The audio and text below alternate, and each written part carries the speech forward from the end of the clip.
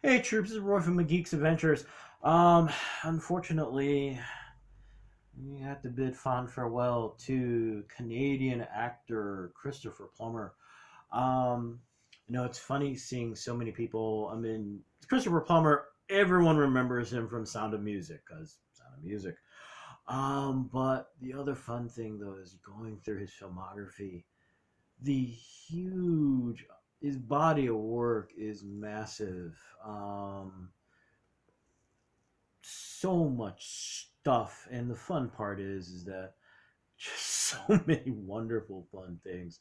So I just pick I there the A lot of folks have talked about his role in Star Trek Six. And I started thinking, that's right, he's been in some genre work during his career, so I just want to kind of talk about some of those. And speaking of Star Trek Six, General Kang in Star Trek Six, the Undiscovered Country. Um, Traditionally Klingons, big, gruff, burly, badass. I never would have thought I would use the word panache to describe a Klingon warrior, but that's what Christopher Plummer brought to Kang.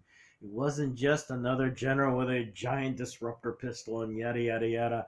There was a flair to the character. There was this wonderful impish nastiness to him. And of course, the classic, you've never really appreciated Hamlet until you've heard it in its original Klingon. Oh, he was so fun in that movie. Another film that he was in, that's easy to forget, is Up. He voiced Charles Muntz, who was originally, he was at first this heroic explorer, adventure, yada yada yada, who disappeared mysteriously on his last adventure to find this mysterious bird, etc., etc., etc. And after being apparently in South America for way too long, unleashed a really frightening homicidal dark side. It was fun hearing him and Ed Asner sparring through the film. Who would have thought two septuagenarians would make such great foils as hero and villain? And the most hysterical fight scene with a cane. I think wasn't it a cane and the walking stick? So fun, so wonderful. Again, lots of panache. Most recently, Knives Out, the massive ensemble detective film, which is a homage to films like the Hercule Poirot films. Let's see here, Harlan Thrombey, the author. Okay, unfortunately, he's not on screen a lot, but a lot of fun as the author who ends up mysteriously killed. In his mansion. And the most fun thing is seeing just the word panache. I'm beating it to death. He brought that to these characters. This impish grin, this little twinkle in his eye. That was so fun to watch. And in this film, basically kind of flipping the bird to his family, who kind of got sick and tired of their crap and went, you know what? I'm dying. This is what we're going to do about this. This film, the last one, it's my favorite one. People forget because this is from like 1980 or so, and it's not as well known.